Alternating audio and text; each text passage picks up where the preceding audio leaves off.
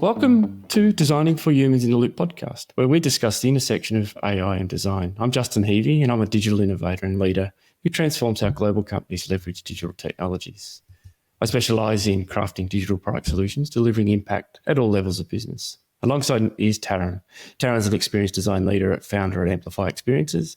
Taryn helps companies of all sizes create powerful, user-centred digital experiences that solve real-world problems and improve lives. We've created this podcast because we're curious about the intersection of design in the evolving landscape of AI and how AI is reshaping design and transforming our professional landscape. Today, we'll be talking about the role of design in the evolving landscape of AI with our special guest, Chris Rowling. Chris began his career in London, gaining experience in the creative and advertising industry. A move to Sydney to contribute to the starting up of the RGA Sydney office or studio. This led to his role at Google, where he led innovation, applying AI and human-centred design thinking, while collaborating closely with Google's engineering teams that resulted in internationally recognised innovative customer-facing experiences. Chris is the founder of Dare Together and is on a mission to empower teams to ethically harness AI, design integrated, culturally safe AI service offerings that create new revenue streams and provide time back to teams to allow them to focus on the work that matters them most. Chris is also a regular speaker at conferences, keynotes on design, AI, and driving product innovation, and we're really thrilled to have the opportunity to speak to Chris today. Chris, welcome to Designing for Humans in the Loop podcast. How are you and how's your week been? Woo! Well, intro. I'm stoked to be here. Thanks for having me, Justin and Taryn. Yeah, I'm good. I'm kind of mid-fire hose. I'm kind of got a new gig at the moment that I'm sinking my teeth into, and being thrown in the deep end. So I'm enjoying the uncomfortable nature of what that entails, but also have the experience to know that it's normal. And you go through that process of not knowing what you know, and then as time goes on, you kind of get into the groove. But that's been my week. How has your week been, Justin and Taryn? It's been good. I've recently moved home, but generally it's been good. Some conversations, working with Taryn on getting ready for this podcast. It's been a good week. Yeah. It's been a busy week, but it's been a really good week, and it's so awesome to be having this conversation with you, Chris. I'll kick us off with the first question then. So as we find ourselves in the midst of a rapidly evolving professional landscape, with AI at the forefront of this transformation, many designers like us are grappling with our place in the new world. So in this shifting landscape of AI, what is the role of design? That's a big one. Yeah. And yeah, look, I mean, I think, first of all, I kind of need to, full disclosure, I'm one of those people that has kind of walked two lives. So in my life, I've been on the product side and product manager, but I was exposed to human-centered design and became a practitioner while I was at Google. And since launching Dare Together, I really lent into that. So I kind of evolved somewhat, spread my wings as a butterfly into a designer, and service design has very much been the skill set that I've had. And I think if I look back to the projects that I worked on at Google, which were mainly ML based, but very machine learning, very creative use cases of AI, and bringing those to light with Google's biggest clients, service design was a really important way of exploring and honing in on and aligning on, well, what's the use case that we're solving for? How do we bring the right teams together? How do we get trust? How do we have a really clear, quantifiable outcome? And so, of course, when I launched Dare Together, it just seemed logical that I would take that thinking, take that methodology, but also add an additional layer, which I guess is my USP, which is around ethical AI and having that lens of, what do we want AI to solve for? Because the reality is it's going to be a great efficiency driver. There's a statistic around. Yeah, I think it looks back on things that have driven efficiency over the decades, and obviously you have the Industrial Revolution, you have the internet, which I argue it should be minus 50%, not plus 50%. And then obviously you've got something like AI, which we don't know yet. Like it's really early to tell, but there's going to be an exponential savings in efficiency. So as businesses, you have a choice to make. Are you proactive with those savings, and how do you reallocate that time? So back to your question, Taryn, for me, and this is kind of also something that I was inspired by a talk and a TED talk by, I know it'll come back to me, but there's a brilliant TED talk that centers around how AI needs a mother and not a master. And ultimately where that comes from is, if you look at the kind of CEOs in charge of AI, do we want those people to be dictating the role that AI plays within our careers and within our lives? And this is where the role that I think design can play, that kind of parental figure. Designers are really good at creating frameworks, creating ground rules. Design is how we see the world, how we experience the world. So in my view, the role of design with AI is to be that kind of empathetic voice that steps up and takes a bit of a lead in what, and in order for designers to do this, they're also going to have to earn the respect and trust to do that. So there's a whole kind of piece around that, which is more about understanding how your business makes money and being a bit more commercially savvy to get that seat in the boardroom in the first place, which is what I've had to do in my business. Really, it's sort of understanding how do we want AI to play in our lives, and what role is it going to play? And then with that save time, how do we then reallocate people to then either, grow and develop or work on other areas? And there's been some great insight around that, speaking to News Corp, who are really far ahead in their AI transformation, and how time savings with AI is helping them explore and go deeper on things like human connection and new channels. And there's already interesting signs around that. Yeah. So it sounds that you believe that there is a meaningful part to play, like designers do have a meaningful part to play in shaping AI experiences. Yeah. And what about your process, Chris? How's your process evolving, and has that changed a fair bit? In terms of my day-to-day?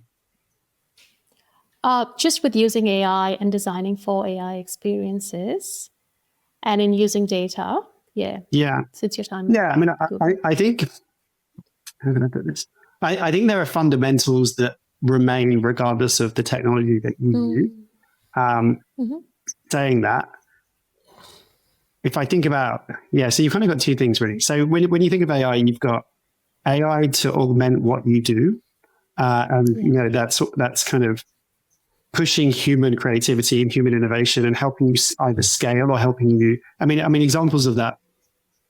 So I've done a lot of interviews, particularly with marketers and creatives who are using AI day to day, which helps inspire me and helps inform how I bring it into my day to day. But I spoke to she's a creative, and her problem was she spends a lot of time sitting in a room with creative people trying to come up with diverse ideas. But the reality is she's sitting in a room full of white people, right? Trying to come up with diverse ideas. So they use AI, interestingly, to be a diverse voice. So, how can, picture that you're a person, people from this background, in this ethnicity, in this neighborhood, and try and bounce ideas off and grow. So there's all sorts of ways you can use AI to augment and round out your thinking. Another example that I was inspired by, the CMO, who told me that every time he has a board meeting, he basically lets, I think he does it in a way that he doesn't give away the company secrets, obviously, but he basically primes ChatGPT on what he's going to speak to the board about. And then ChatGPT primes him on, these are the questions you're going to get asked. So he's ready for it. He said it's like a 99% hit rate in terms of accuracy. So there's like ways that AI can augment what you do. And me personally, in my business, I've kind of mentioned this before, but I've had to really build out my T-shaped skills in order to be successful. So that breadth layer is the depth. Like, what are the T-shaped skills I need to build, and how can AI get me there? How can it help me improve my game? What do I need to know? What do I need to learn? So there's kind of, AI at a one-to-one level, how to augment what you do. And then what I've been doing more on a business level is AI to build IP and AI to scale what you do, or to, drive efficiency. And that's where the kind of service design piece comes in, because it's all about identifying use case, seeking alignment on that, and then what are really smart proof of concepts you can spin out and build to quickly prove the value back to the business in a safe way that you could then build on. Wow, there's a lot there to unpack, and we'd love to understand just your thinking around the T-shaped designer and the skills. But I'm going to hand over to Justin. I have one question actually, Chris. I think what you touched on here in the role of design is it's not always a top-down or a bottom-up. It can come every single way, right? And I think what you're articulating, design has some value to be more creative thinking, design thinking in the way we can use AI within, augmenting your work or within teams, I think, as well, right? Yeah. I mean, there's a whole discussion to be had around the kind of title of design. Like I did a talk recently and I had a slide, and I think I had like 100 different titles for what a designer is today. And the problem with that is, I mean, I guess designers like to create new things, so they like reinventing themselves, but it also a little bit confusing within businesses at times to know what a designer actually is. And really, when you break down design, it's just really smart. It's strategy. It's like really smart ways of approaching solving problems. And there are different outcomes that come with that, whether it's, UX research or an artifact or a strategy or an idea. So yeah, I think design has a huge role to play, but I think it's about being clear on, both kind of showing that value, but also getting a seat at the table so you can be having those conversations. Yeah, you're right. It's having more of an open mind, isn't it, as well? So yeah, let's move to the shaping of a designer and what that means. Now, I know you're a strong proponent on the idea of a T-shaped designer. How is AI and data-centric products reshaping the skill set of designers, and how is the shape of a designer evolving? From what you've seen potentially, working at Google, for example.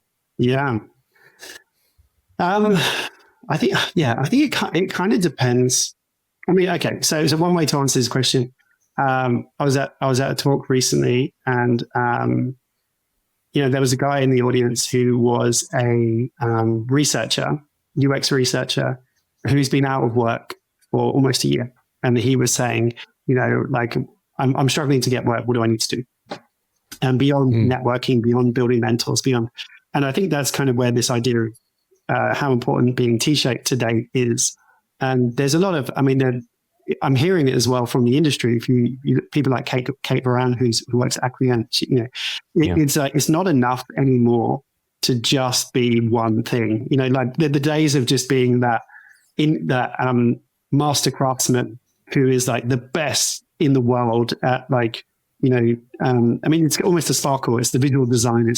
It's kind of a shame. Like you can have that as a strength. Absolutely. If you're a conceptual designer and you love doing the really sexy stuff up front, and I love that. Like I can't do that, but I really respect people that can. That's amazing, but it's not enough anymore. Like you need to augment that with, there are very few companies that would just hire someone that just does that. You also need to have that UX capability to be able to figure out how it's going to work across the product and how it's going to scale. And then it's like, okay, but if you're just doing the UX and design, are you involved in the strategy? Are you involved in the why, not just the what? So yeah, it's kind of a blend of things, really.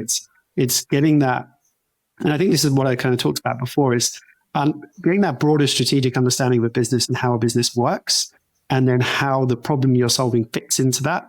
And we're starting to see that. We're starting to see specialism. We're starting to see people who go more into strategic design and, people, but I think it's not enough to just be in one swim lane and have that one level of depth anymore. It's being reflected in the market in terms of how people are recruiting, like they're wanting to see everything end to end. But at the same time, and this is where AI comes in, before you'd be reliant on being taken under someone's wing and doing a lot of training and getting a lot of hands-on experience. AI can help you get there a bit quicker now. So, it can help you figure out, what are the frameworks I need to learn? It can just help accelerate that whole process. Yeah, interesting. And if we think about a T-shaped designer then, Chris, does that mean we try to, as designers, go really broadly across sort of the horizontal, or do we feel that we need to build out our vertical? So if I'm, for example, an interaction designer, do I need to build out my, more about my business strategy, or do I focus more on my data? Or what? How do you see that evolving from a designer perspective, and probably where do they need to upskill, or what skills? Yeah. I mean, I think it depends what their ultimate goal is, right? Like, what are they aiming for? There's something that Google does, which I'm going to take with me wherever I go. And it's quite a simple process, but it's called a PDP, like your personal development plan. And it forces you to look 5 years ahead, which is a really hard thing to do. But, it's kind of, and it splits it across different areas. So it's like, where do you want to be in your career? Where do you want to be in your life?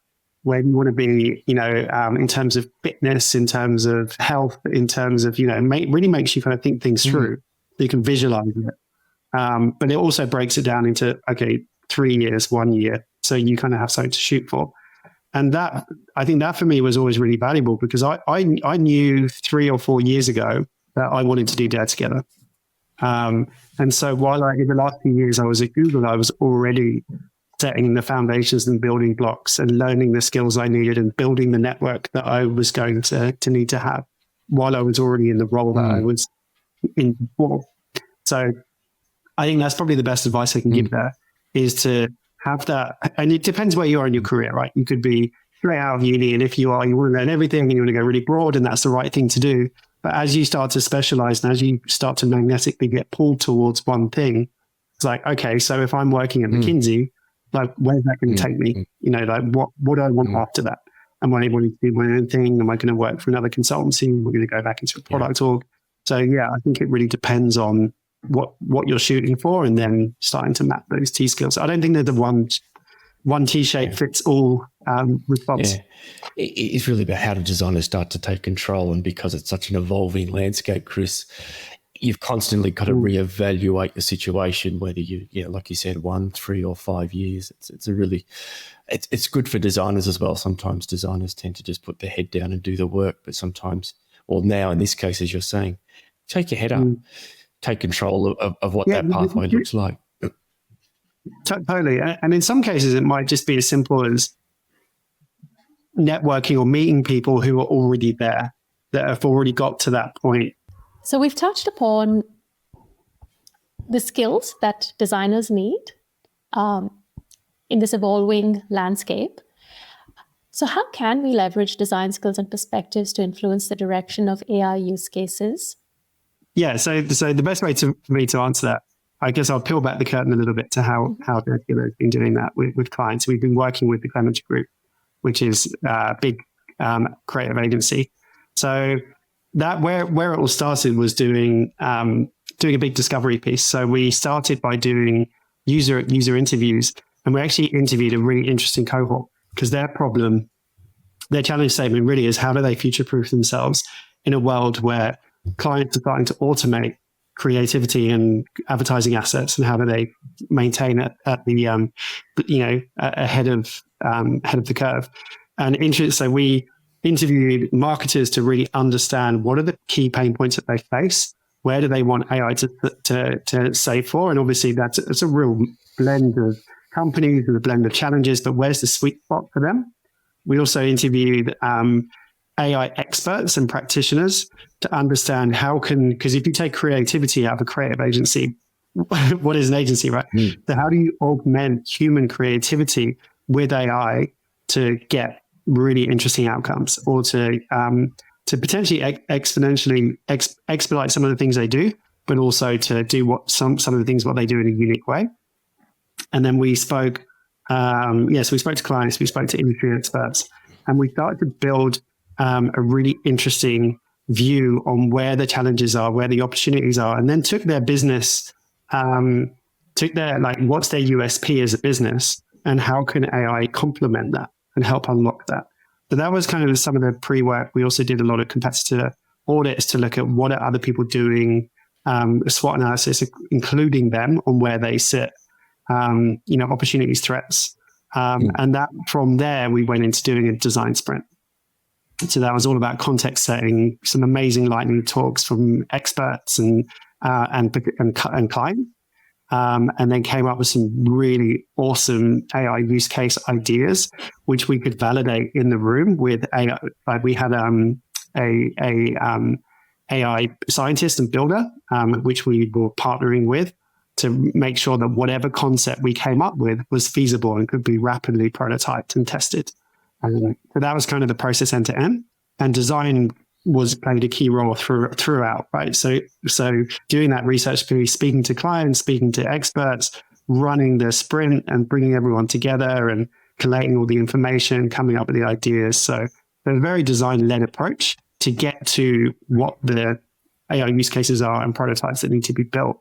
And from that point, it then becomes a bit more of a sort of iterative engineering approach to how do you build brick by brick your AI solution and scale that. And typically the best way is to start with something that solves a real hot button, like pressing point, and show value as quickly as you can to then build and scale upon and then to take some more kind of meaty, chunky work.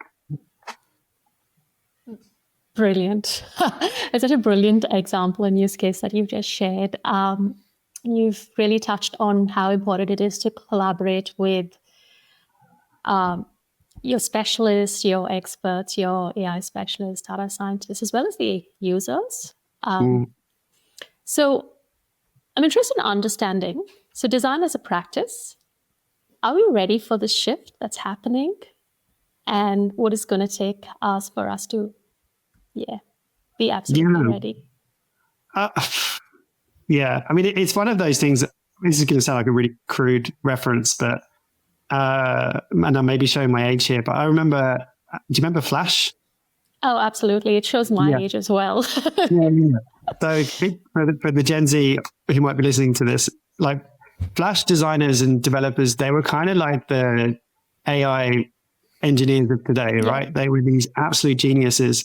And it was before there were any rules as well in terms of interaction design. You could do whatever you want. And it was a glorious time in the early 2000s. But what ended up happening on, I think SEO was the death of Flash, if I remember correctly.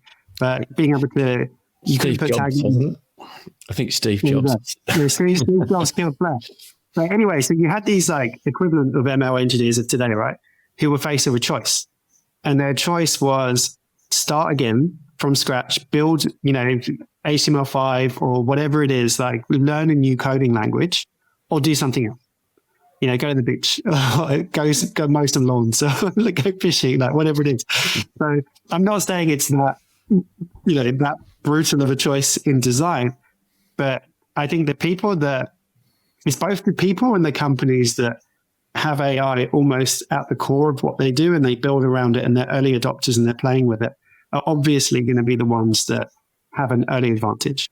It's like any technology as well. Younger people who are exposed to AI now from really early, it's going to become a second nature to them. It's just going to become an extension of what they do. Yeah, Emily. Just to jump in, Emily Campbell, who's doing The Shape of AI, she calls it clay, which I think is a really nice analogy. Chris, the idea of how do you shape it, and it's almost like that, isn't it? The medium. How do you shape it? And you've got the opportunity to do that as a designer, and that means obviously shaping it with maybe an engineer or a data scientist or a data engineer, for example.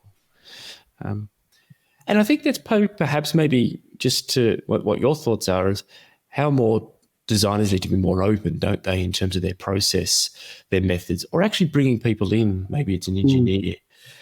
I went to a talk recently and an engineer was going, I need help. I would love to see and work more with designers. And sometimes maybe designers are too maybe insulated and happy to do their own thing. But I think we need to be more open, don't we, here in this case, and perhaps maybe comes back to what you were saying earlier around the idea of how do we level ourselves up? How do we put ourselves in that strategic place to show the value of being in the boardroom? Well, it may be being more open to ourselves and our processes. Okay, am I allowed to swear on your podcast? Yeah, go for it. Designers need to stop being so fucking humble. Like, seriously. And I can say this because I'm typically not. I actually don't consider myself a designer because I spent most of my career being product person, but I'm just lucky that I found it, and it's been, I see it as more of a passion than a vocation. But But yeah, I honestly, the amount of designers I've worked with over the years who let their work do the talking, it's very common, right? They're because designers are very empathetic by nature. They're very thoughtful. They're quite quiet. They're normally very stylish. And they normally, sit behind their work, do incredible work, but they almost, there's almost a hesitance to get up and talk about it and to be confident and to be, almost that type A personality, which most designers loathe. But that's how business kind of tends to recognize, unfortunately, it's just the way it is, right? It's like the loudest person in the room normally wins. I'm not saying designers need to be that, and they shouldn't, because the loudest person in the room is normally the person who has the least amount to say. But I think, finding that balance, and there's a guy, he was an AI entrepreneur. He basically launched his own AI business, and he was crippled by fear of standing up in front on a stage, talking to people, even presenting. He'd basically been an engineer that sat behind his desk and just built code his whole career. But he realized to be a leader, he needed to learn those skills, and he needed to put himself outside his comfort zone. So he, during COVID, he was doing, webinars and leading them. And then now he's actually doing in-person events and speaking at gigs. And he's really pushed himself to do that. So I think it's kind of comes back to getting a seat at the table, right? Whether it's AI or anything else, the designers that are willing to put themselves out there, the designers who are willing to, make a tit out of themselves by going on a podcast and talking about AI and claiming they know something about it, are the ones that, are going to gain those opportunities because they're the ones putting themselves out there to do it in the first place. So, I think it's about, pushing yourself out of your comfort zone. But kind of learning from, because I look at it on the other foot, right? You look at product managers and they're inherently very confident, very easy standing up in a room full of people presenting work. That's sometimes not always theirs. It's kind of like, I feel like designers need to step up a little bit. And what about as a practice? Like, I get what you say about designers needing to step up, putting themselves out of their comfort zone and having their voice heard. But design as a practice itself, what needs to shift in relation to design as a practice for design to be ready for the seismic shifts happening? That's a really good question. I mean, if you kind of roll the clock back, when I first started working with Telstra, RGA, it was that era of companies had become design-led. And there was a real kind of golden moment for designers during that period. I'm trying to think what changed. I guess it was a switch to product and a switch to, to going very sort of product management led. I'm not sure, but I feel like over the years that has definitely waned somewhat. And I'm not sure why. I can't put my finger on why that is, but I even felt it a little bit at Google, to be honest. I mean, the engineers at Google are the gods, right? They're the one building the products. And you could kind of feel it a little bit that designers weren't looked at in the same way and so, it's interesting. It's interesting how that paradigm of how that happens. And I think you can even go a little bit further back and look at education, right? Look at how do we value STEM education? Because there tends to be a higher value put on science and maths and less on creativity, less on design, less on. I wonder if it goes all the way back to education and how we, the value that we put on the skills that we learn from a young age and how that's then perceived in the professional workplace. I don't know. Yeah, that's a really interesting insight, actually, isn't it? The idea of arts is not seen as something that you would be or your parents would be proud of. But I actually think it's going to be more relevant than ever now, right? Arts. 100%.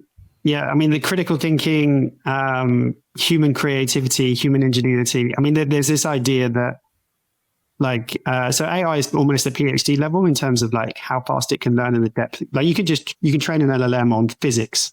And good luck training a person on that, or at least in the same time frame.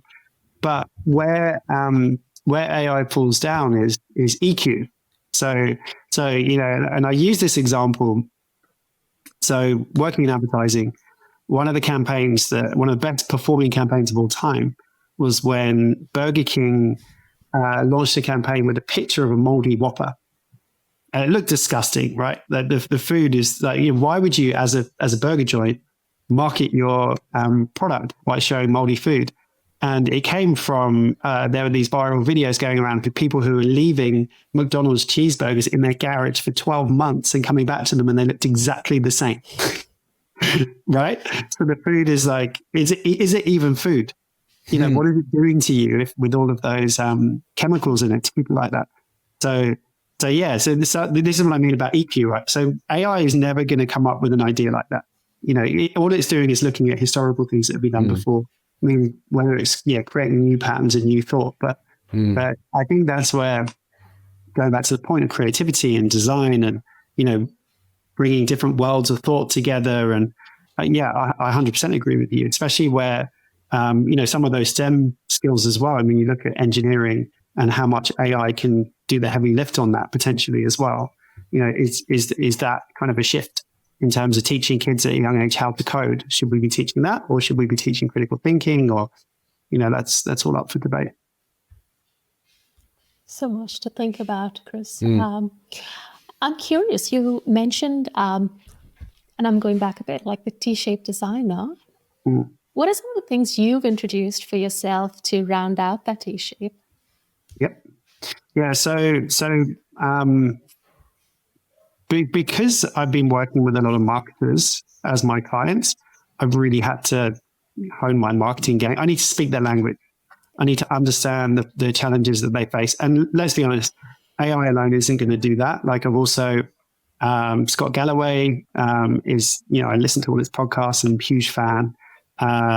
People like Mark Ritson and there's the Uncensored CMO podcast. Like, there are some really good podcasts that help you build that literacy and understand the pain points that they're suffering.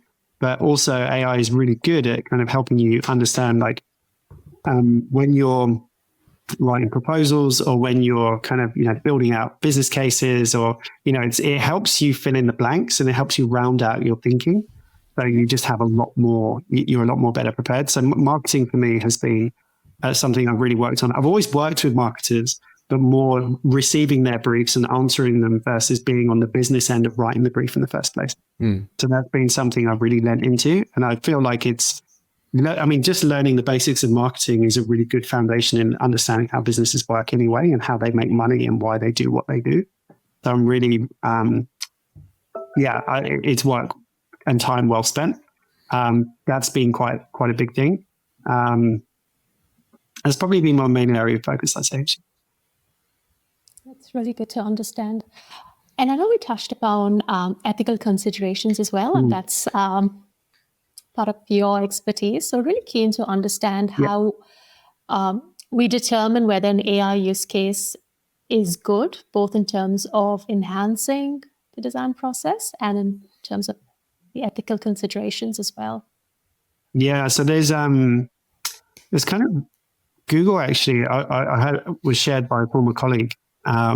Google has a really good ethical AI framework, which you can go through as a business, which maybe if there's a way we can share links in this. I'll do that here. Yeah, it's really good. But there's also, even just carrying out interviews with, so let's use marketing team as an example. I'm working with a big fintech company, or have been working with a big fintech company, carrying out interviews with individuals within that marketing team to understand where is the safe space that they want AI to play. So, as marketers, what's sacred? Like, what are the things the reason why they chose to be a marketer in the first place and studied, and what gets them out of bed in the morning and what's almost kind of like where they don't want it to touch, and where are the things normally it's like legacy workflows, right? That really annoying process. It's being pulled into millions of meetings. It's having to manually, pull together lots of information. And, where can AI be used to automate some of those really annoying menial tasks so they can actually focus on, and this is the example with News Corp earlier, their marketing team, by doing a lot of these things, are actually finding that they've got more time now to go deeper on human connection, to go deeper on the audience, to go deeper on exploring different channels, and using AI to be more sophisticated when it comes to testing and reporting back on what they're doing and optimization and all that side of it. So, yeah. In terms of your own design process, are there any other ethical considerations? Oh, sorry, I'm going to ask this question in a different way. So in terms of your design process, when you're kicking off a client project, what are some of the ethical considerations you consider for the project itself? I mean, a big one, I guess, is making sure they're not doing themselves out of a job. So, if as a designer, you're finding that you're working on an AI project that's going to free up some time, how are you then reallocating that time? So are you moving it into a different part of the business? Are you using it to upskill and train and, taking a leaf from Microsoft's book and building a culture of learning and it's interesting because, speaking to a lot of AI practitioners who are building AI products, those conversations aren't being had. It's more of a build first, kind of think about the consequences later. So yeah, I think as a designer, it's asking those questions.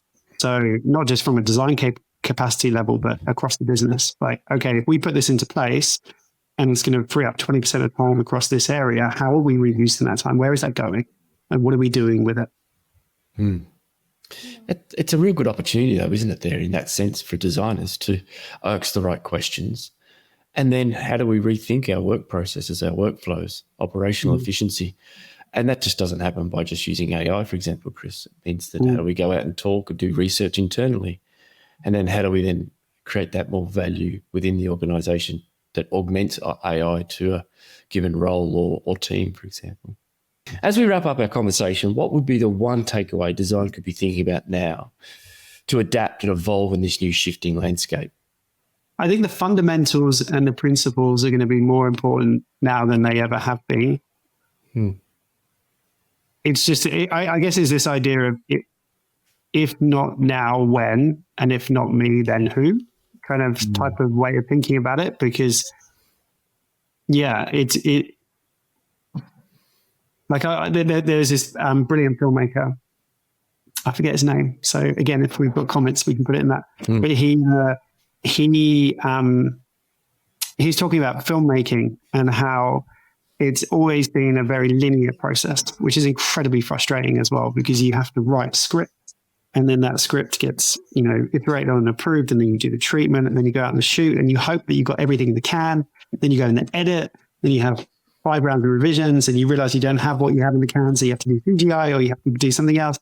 And his way of explaining it to me with AI, the whole process is now liquid.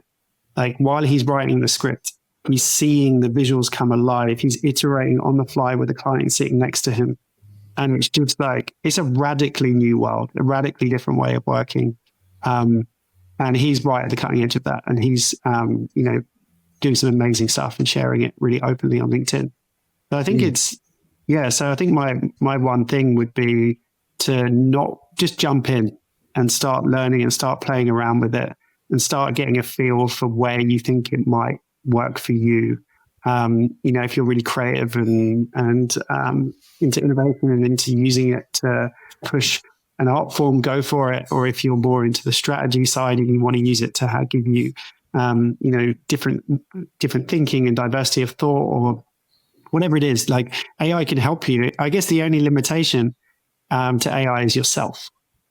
It's like, and your imagination. It's very true, actually, isn't it? Just experiment, get out of your comfort zone, explore, and then where that could take you, right? And the film one's a really good analogy, actually, isn't it? It can be a long, arduous process, but to be able to explore on the fly and see things, and I suppose in that sense, there change things because you're seeing things and you're able to react to things in a visual way. 100%. And we haven't changed the way we do things for decades. We almost learn through factories, processes and management techniques and workflows, and and I think AI is that opportunity to kind of rip up the rule book and start again and rethink how we do things. So we are at the edge or the start of the fourth industrial revolution then, Chris? Who knows? Yeah, maybe. Maybe. Well, as we close up, I want to say thank you, Chris, for joining us today for this wonderful discussion on the role of design in the evolving landscape of AI. It's been brilliant, and it's been great to get your insights. But before we go, we'd love to where can people reach out to you? I know you've got a few talking presentations coming up. So where can people reach out to you? And Yeah, sure. LinkedIn's probably the best place. And yeah, I'm always open to connecting and meeting new people. So don't be shy. Yeah. Well, thank you. Yeah, and you've been very kind to provide your time today, and we've really enjoyed your time. So thank you, Chris. It's been wonderful to have this conversation. Thanks, Chris. Stoked to be invited. So thank you, guys. And best of luck with it. Yeah, thank you. Thanks so much.